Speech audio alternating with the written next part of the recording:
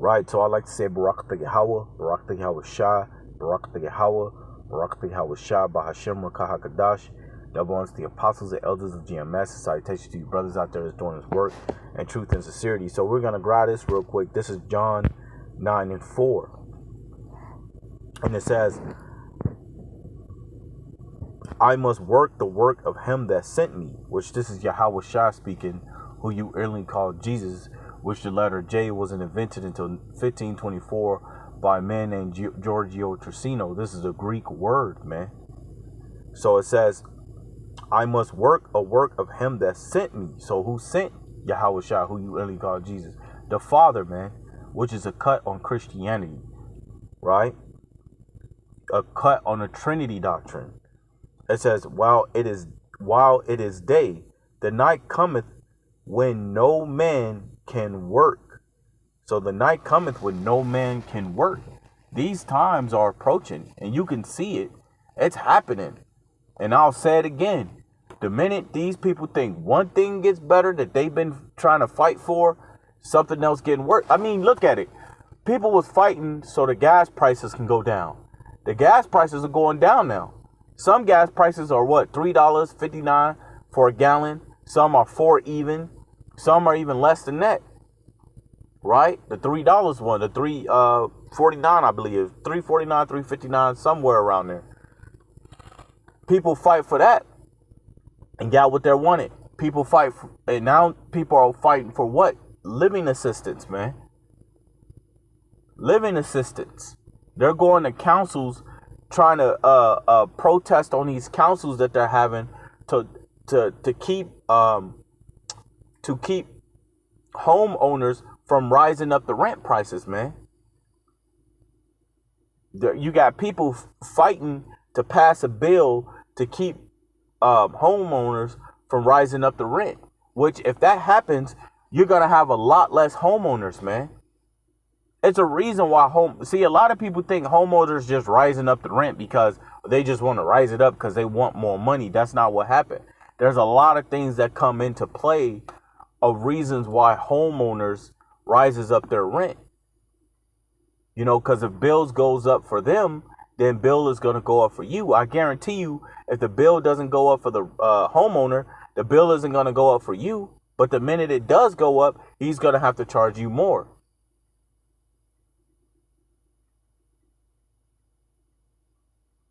So, I mean, but pretty soon, you're not going to be complaining on whether or not you can pay rent. You're not going to be complaining about whether or not you can pay bills. You're going to be complaining when you're not able to get a job, man. Because it's coming down. That recession is about to hit heavy than 2008. It's about to hit heavy. You're going to start seeing mass amounts of people getting laid off, man. And we're not talking about people who don't want to work. We're talking about people who actually want to work. We're talking about people who wake up every day to go to work, even work 6 days a week. These are people that's going to start getting laid off, man. And if people like that who's been working and been working for years at a company gets laid off, then what do you think? What do you think is going to happen next? They're not going to start hiring more people to come in. They're going to start getting together and having more meetings on sending more people out. This is the end, man. Whether if you realize it or not, whether if you've been cooped up in your house a little too long, watching the same goddamn operas and all that madness, but you're coming to a point in your life to where you're going to have to live. You're going to have to learn how to survive, man.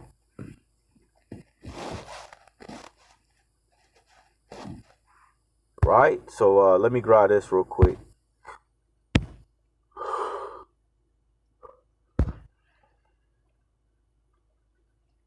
This is Ecclesiastes chapter 12, verse 3. And a day when the keepers of the house shall tremble, and the strong men shall bow themselves, and the grinders cease because they are few. See, the grinders cease because they are few. You got people quitting. You got people quiet quitting. You got people getting laid off. You got people who don't want to work. A company need a certain amount of workers. That's why they, like when you go on Indeed.com, you'll see urgently hiring, right? And they could end up hiring like 5 or 6 people, the right amount of numbers that they need to hire, and then they cut off the hiring quota, right? And then once those people start quitting, they put their urgently hiring back on there, but then you ain't got people coming in. Now they're put in a stressful situation because companies have to meet a quota, and if that quota isn't met, then customers start dropping them, man. Right? Because businesses can get bad reviews. If businesses gets a bad review, then people are gonna look at those reviews and say, I'm not gonna go there. Right? It's like when you go to download an app on your phone. What I usually do is when I'm about to download an app on my phone, I check the reviews. I'm seeing what people are saying about it. People are saying, that it don't even work properly. It freezes up. It won't even let you check this or go to this. I look at those reviews and I skip the app. I'm like, if all these people saying there's something wrong with it, I don't even want it. You know what I'm saying? So it's the same thing.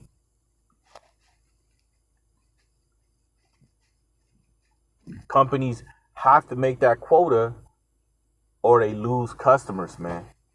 And that's for all jobs. So we're coming into a point where companies aren't able to make that quota, especially restaurants, man. Restaurants, some of them will close their dining rooms down. They will close that down because they don't have enough workers, man. I remember I tried to walk inside of a a Taco Bell, and they said dining closed because we do not have enough workers. And I said, all praises to the Most High Yahweh Shemel Shah, because a lot of you stores, a lot of you restaurants, right? A lot of you owners are about to lose your businesses when that money doesn't come in. Even right now, people aren't really spending as much money. Even right now, people are doing what? A lot. They're saving, man. America doesn't run like that, man. America needs people to spend money. America needs you to spend money. The majority, a lot of the money that America makes, they make from the poor because the poor don't know how to keep a dime in their pocket, man. But now, since you got the poor being in a worse situation, now instead of a poor spending money, you got this dude who's working at Walmart spending $200-300 on some Jordans. Now he's in a situation where he can't buy Jordans.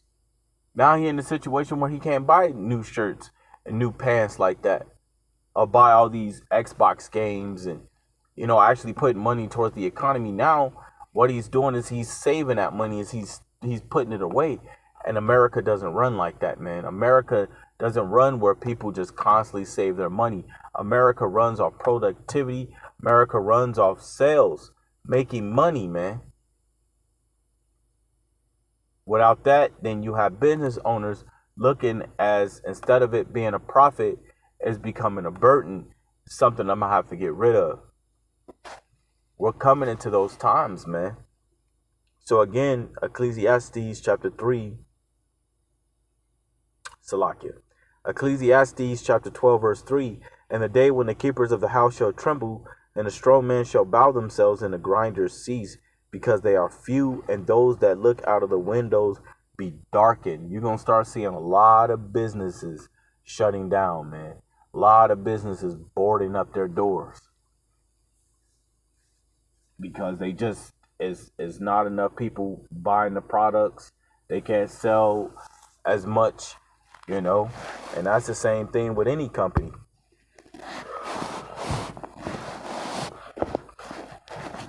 Right, so what was we gonna get here? We need to go back to the book of Ezekiel 7. So Ezekiel chapter 7, verse 3, it says, Now is the end come upon thee, And I will send my anger upon thee, and I will judge thee according to thy ways, and will recompense upon thee all Salakia, upon thee all thine abominations.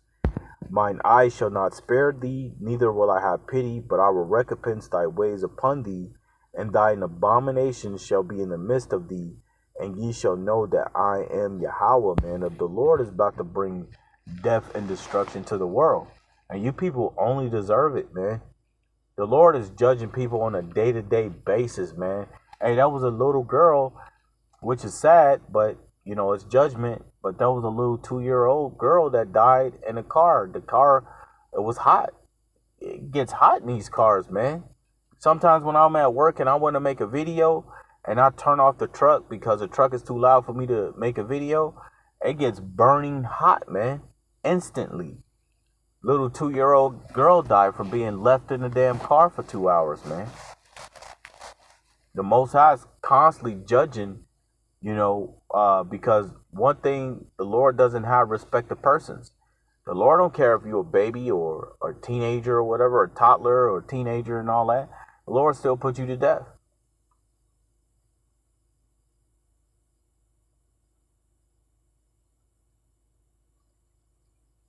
So Ezekiel 7:5, thus saith Yahweh power, and evil, behold, is come, and end is come, the end is come, it watches for thee, behold, it is come. So it's come.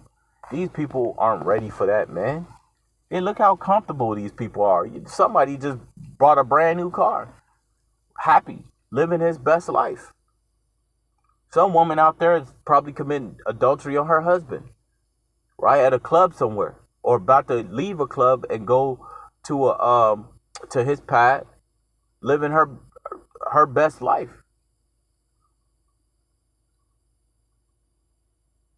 But little do they know, right? Little do they know.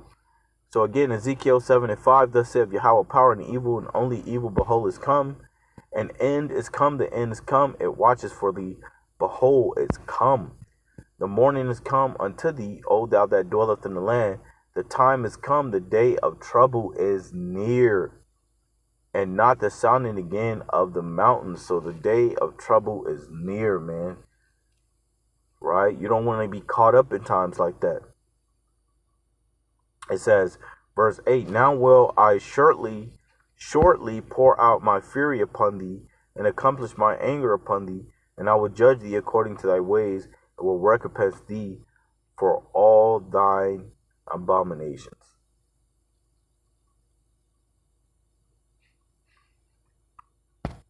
So the Lord is about to bring that judgment down, man, whether you people like it or not. Right? End is come. That's what I wanted there. Let's go ahead and get this. This is 1 Peter's.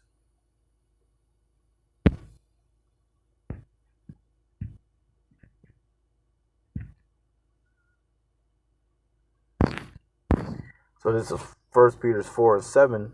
But the end of all things is at hand. Be ye therefore sober and watch unto prayer. Now, somebody will scratch your head and be like, damn, the end of all things are at hand. No, because we know that the scriptures tell you that the earth abideth forever. Right? We know that there's going to be certain animals, plants, and trees and things that's going to still be here. Right? So that word all, man, you can't use that word to describe, you know, because if you was to go outside, let's say, and I mentioned this before, let's say your kids are in the backyard, you got kids in the front yard, but the kids in the front yard are one of your neighbor's kids, and your kids are in the backyard, and you came outside and you said, hey, y'all need to clean the backyard. Now, if you're talking to your kids out in the backyard, then why is these little kids thinking that you're talking to them? Because you use a word all. But the word all doesn't necessarily refer to, let's say, the kids outside of the gate. You could even check when you go to the book of Genesis, the Lord literally said, for I have destroyed all flesh from the earth. Now, when you look at that word, it doesn't mean all in a sense that you use it.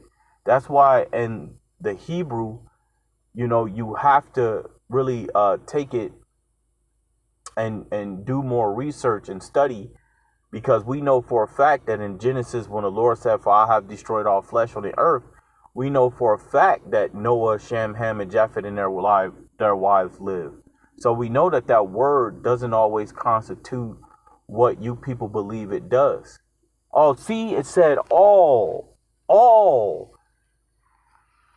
So again, 1 Peter 4:7, but the end of all things is at hand. Be ye therefore sober and watch unto pray. Now, when it says sober, does it mean, don't be overly drinking and things like that? No, it's referring to the other philosophies and whatnot, because Jake have a habit, Salakia. I'm going to go ahead and end it from there and bring it back. I'm going to say, Barak Yahweh, Bahashem Yahweh Shalom, willingness to edify, Shalom.